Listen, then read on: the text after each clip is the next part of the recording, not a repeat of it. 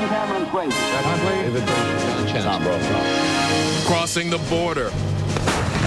Israeli tanks and troops move into Lebanon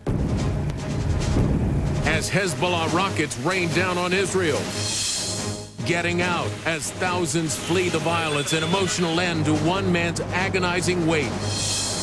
Going to extremes, dangerous weather across the country, pounding storms, searing heat, and hundreds of thousands still powerless. And against all odds, a dramatic come from behind for an American cyclist in France. I'm happy it's over, man. That was stressful. From NBC News World Headquarters in New York, this is NBC Nightly News with John Seigenthaler. Good evening, everyone. On day 11 of the crisis in the Middle East, an escalation in the violence as Israel and Hezbollah remain locked in a deadly battle with no apparent end in sight. Here are the latest developments. Israeli forces crossed the border into Lebanon today, taking over a village once controlled by Hezbollah. Still no sign that Israel is planning a broad invasion of southern Lebanon. Hezbollah stepped up its attacks, launching more than 100 rockets into northern Israel today, despite the pounding it has taken from Israeli air bombs. And the mass evacuations continue, including almost 4,000 Americans today, nearly 10,000 since last weekend. We have complete coverage tonight with correspondents spread across the region, but we begin with NBC's Ann Curry in Beirut tonight. Good evening, Ann. John, good evening. Lebanon was hit with a major offensive from Israel today, including multiple airstrikes, and for the first time, Israeli troops and tanks crossed the border to push back Hezbollah. Waves of Israeli tanks and troops crossed into Lebanon today, backed up by heavy artillery. They raided border towns, engaging in fierce battles with Hezbollah fighters. Israel says it's pulled back, but still controls the Lebanese village of Maroun Haras, which it claims has been a launching site for Hezbollah rockets. Israel also hit hard by air, destroying 3 communications towers it claims Hezbollah was using. The attack killed one and blew Lebanese television off the air. As Hezbollah fired rockets from the city of Tyre, Israel responded, targeting launch sites. Israel's attack sent tens of thousands of Lebanese civilians fleeing north, clogging highways to get somewhere safe. There's a lot of bombs. All the buildings are on the ground. There is no food, no water, no safe, no medicine. And more Americans were evacuated today. Over 10,000 since the crisis began. 25,000 foreign nationals have fled Lebanon in the last 11 days. I'm leaving because the Israelis are bombing and Hezbollah are bombing back, and so it's very dangerous. So we're here in prison. Like, even when we're in the house, we can't go anywhere, we can't leave, we can't do anything. But for those who can't leave, the situation is growing increasingly desperate. The UN estimates up to 700,000 people are now displaced here. A humanitarian crisis is growing. Making more violence, killing more victims, affecting more children won't change anything in the political scene. Under international pressure, Israel lifted its sea blockade, allowing foreign ships to drop off desperately needed supplies in Beirut. But given the destruction of Lebanon's major roads, there is worry it may not get to those who need it most. The need for food, water, and shelter is growing, especially in southern Lebanon, John. But, you know, we haven't seen very many aid agencies here on the ground yet. Now back to you. And talk a little bit more about what else you're seeing on the streets of Beirut. Well, you know, I've been here for just about 5 days now, and John, you know, over the course I've seen a steady growth in fear, and there's a sense of siege that people are expressing. I mean, you can see it in their eyes and how they behave. There's certain parts of the city which are normally very populated that are completely empty. And I think also it is fair to say that there has been a dramatic rise in anger here. People are more overtly supporting Hezbollah, shouting their anger, expressing great anger at Israel, and also the U.S., John. NBC's Ann Curry reporting from Beirut tonight. Ann, thanks very much. In Israel, the ground assault is expanding with troops moving into Lebanon as Hezbollah's rocket attacks continue to take their toll. NBC's Tom Aspel joins us tonight from Haifa. Tom? John, Israeli firepower hasn't stopped Hezbollah yet. More than 130 rockets hit northern Israel today. Terror and panic in Nahariya today when rockets fired from Lebanon fell in the middle of town. One person was injured. Another 15 were hurt in attacks on a string of Israeli towns close to the border, fueling the government's determination to crush Hezbollah. They are threatening us, they are killing us, they are shelling us. We have to put an end to that. 10 days of artillery fire have failed to eliminate all the rocket launch sites in southern Lebanon, prompting the Israelis to order today's incursions across the border while warplanes dropped leaflets warning civilians to flee north. We urge them to leave the villages so they're not going to be hit. Israel says the cross-border raids will continue, but there are no plans for a full-scale ground offensive. We're not going to stay inside. We don't want to stay inside.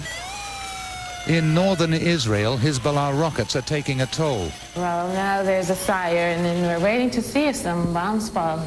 American-born Dina Jones is one of 6 female firefighters in Israel. She volunteered for duty in Haifa, where incoming rockets have killed 8 people in the past week.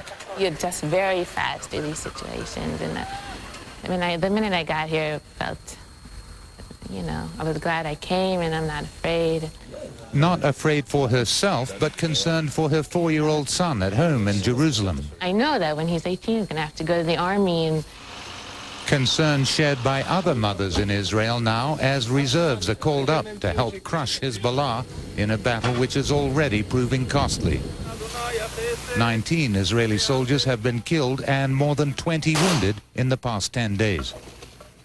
Yet support for the war here remains strong, with more than 80% of Israelis in favor of continuing the fight. John? So, Tom, do you get a sense of how long Israel thinks it can continue this fight as there is mounting criticism from around the world?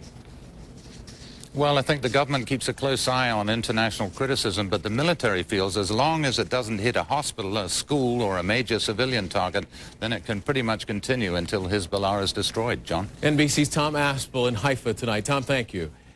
The focus of the U.S. and many other countries has been the evacuation of their civilians trapped in Lebanon. That process is still underway. Their first stop, Cyprus. NBC's Dawn Fratangelo is in the town of Limassol. Danny Spear is waiting in Cyprus. Just 2 weeks ago, he and his wife Sula were celebrating their daughter Christina's first birthday with family in Lebanon. What do they mean to you? The whole world, simply. I mean, my wife and my baby. That's all what I have. I only have one child and I only have one wife. Just before the fighting started, Danny returned home to Kentucky.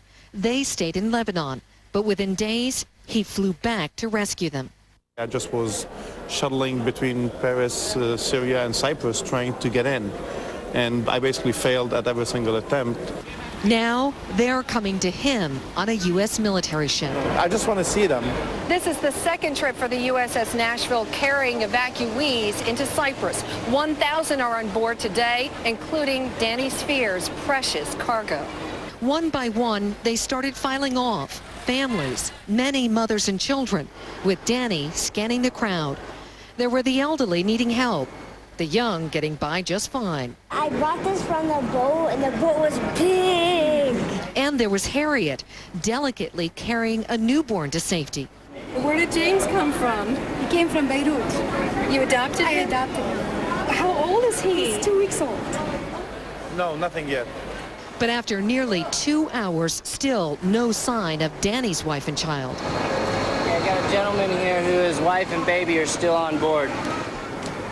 Then finally, a familiar face. Sula and Christina were literally the last to make it off. A reunion worth waiting for.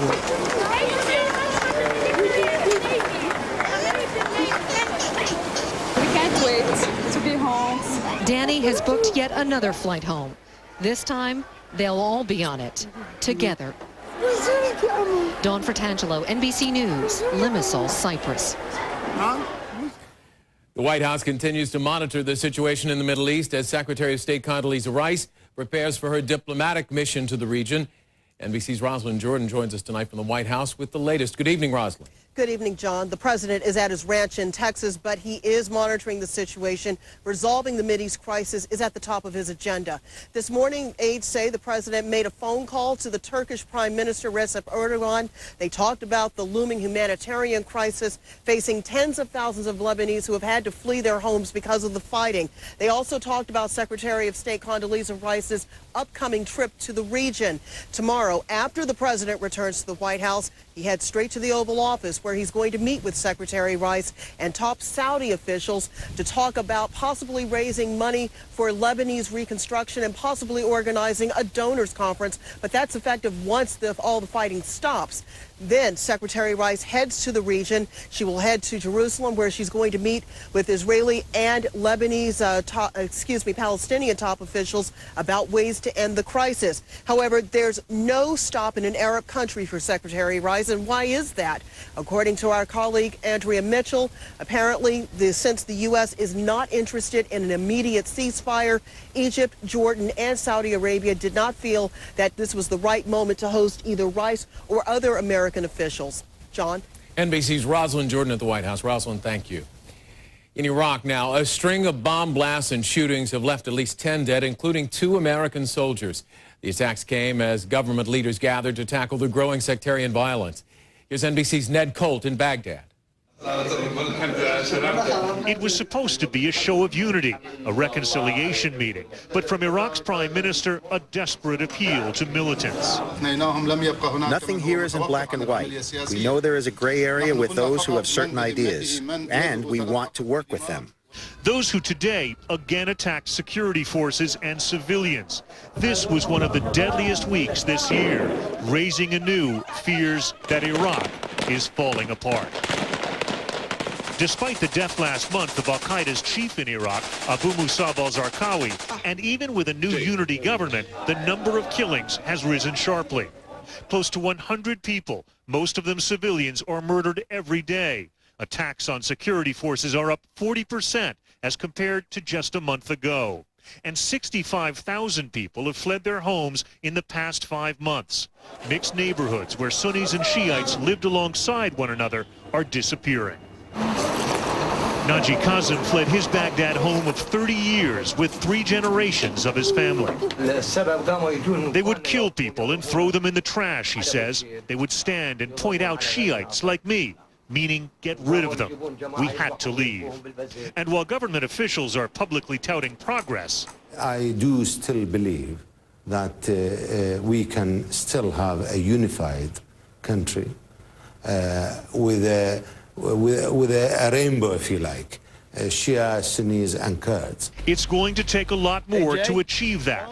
Already there's talk of beefing up security again in Baghdad, deploying more Iraqi and American troops here. Security is certain to be at the top of the agenda next week when Prime Minister Maliki travels to Washington. Here, there's an increasing sense that time is running out to hold this country together.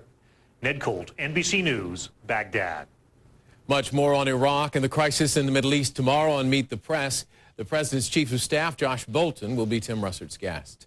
When NBC Nightly News continues this Saturday, severe storms and triple-digit heat leave much of the nation suffering this weekend. And later, Tour leader, the dramatic comeback of a courageous American cyclist who's on track to win the world's most grueling race. And up next, in depth, the city of Beirut in the middle of rebirth until this. NBC News in depth tonight, Beirut's reconstruction in ruins. It has long been considered a jewel of the Middle East, a city rebuilding itself after the turmoil of civil war. Property values in parts of Beirut have risen 50% in the last few years, and the city was expecting at least $10 billion in new construction by the end of the decade. But that was before the bombs. As NBC's Kerry Sanders reports tonight, in depth. Lebanon's infrastructure is decimated. In just 11 days, Israeli bombings have taken out more than 50 tunnels and bridges, 4 major highways, the airport's runways. Estimated cost of damage so far, $2 billion. We would like the aggressor to stop destroying our country. Lebanon's Minister of Public Works and Transportation. We would like a ceasefire today. We'd like a ceasefire this minute. The image of Beirut today, or more than 20 years ago, is one long seared in American memories. The Marine barracks blown up in 1983. The old Holiday Inn attacked during the Civil War. Today, it's still a blight on the skyline. But in the last decade, Beirut had become the Paris of the Mediterranean, a playground for the jet set that's now shuttered. It all closed down since the first bomb dropped. No more customers now, no more. Downtown Beirut's skyline is cluttered with dozens of construction cranes. The building boom, driven by a belief violence was now a thing of the past. Average price about $1.8 to $2 million. Investment banker Fawzi Farah is financing a $45 million condo project downtown, ironically built where luxury and serenity meet. The 80-unit building, like so many of the others in the works, sold out before they even broke ground. Average cost, $2 million. I am hopeful, I'm optimistic.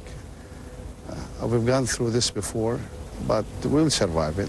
That Lebanese optimism is so strong even before this war is over. Businessmen are talking about rebuilding. And a big chunk of the money to pay for it all will come from the price we as Americans pay for a gallon of gas. Once the war is over, huge regional oil profits are expected to flow into Lebanon.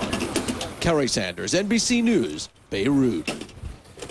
When we come back, the long, hot summer, another weekend of storms and sizzling temperatures.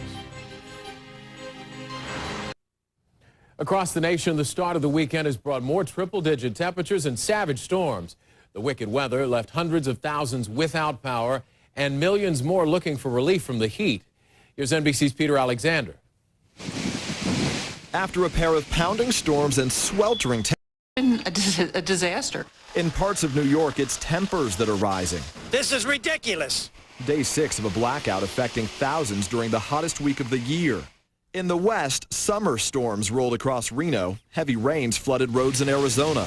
But most western states are baking in a relentless heat wave. For Californians, this is one of the hottest days in the state's history.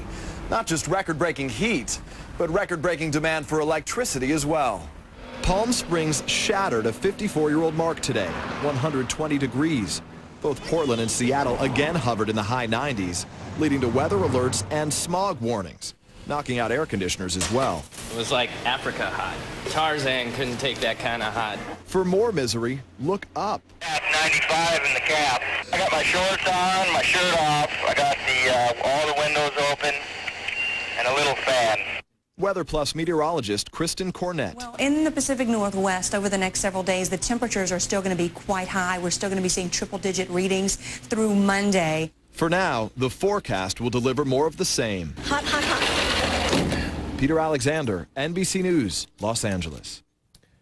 When NBC Nightly News returns this Saturday, taking the tour, the courage and conviction of the American poised to win cycling's big race. And finally tonight, the American who is set to win the Tour de France. For the first time in years, it's not Lance Armstrong. It's Floyd Landis, and his story is every bit as poignant and powerful. His dramatic come from behind is only the latest extraordinary challenge he's had to overcome. Here's NBC's Donna Friesen. They say he rides like a man possessed. But Landis is going to be first overall in the Tour de France. 30-year-old American Floyd Landis leading the pack in the grueling Tour de France. Almost 3,000 miles, so hilly the riders climb the equivalent of 3 Mount Everests. I think he's a remarkable American hero, the next Armstrong. Beneath his determination, a secret. Landis suffers chronic, agonizing pain. His right hip joint, shattered in a crash 3 years ago, has withered and collapsed. That he can ride a bike at all almost defies explanation. Even in the absence of any physical malady, but to do it with constant pain is astounding. Landis has osteonecrosis. His hip is like a rotten chunk of wood. He has trouble going upstairs, and running is out of the question. But worried he'd be seen in the cycling world as damaged goods, for almost 2 years, Landis kept his condition secret.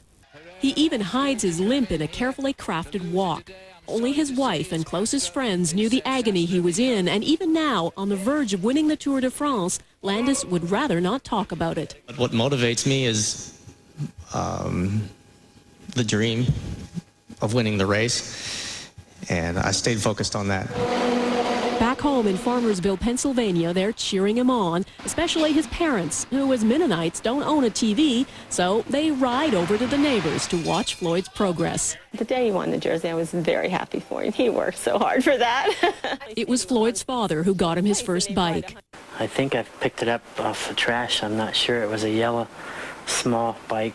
By 14, he'd entered his first race. And he won 2 new bike tires, and he was so happy, and we were so happy for him. Now, poised to win the Tour de France, he's characteristically modest. Not exactly sure what's going to happen next, but I hope we can handle tomorrow at least. Landis is expected to win, and right after, head back to the U.S. for hip replacement surgery. If he comes back after that, those who know Floyd Landis well won't be the least bit surprised. Donna Friesen, NBC News, London. We'll be watching, and we'll bring you more on his ride into Paris tomorrow night. That is NBC Nightly News for this Saturday. Thanks for watching. I'm John Seigenthaler reporting from New York, and for all of us here at NBC News, good night.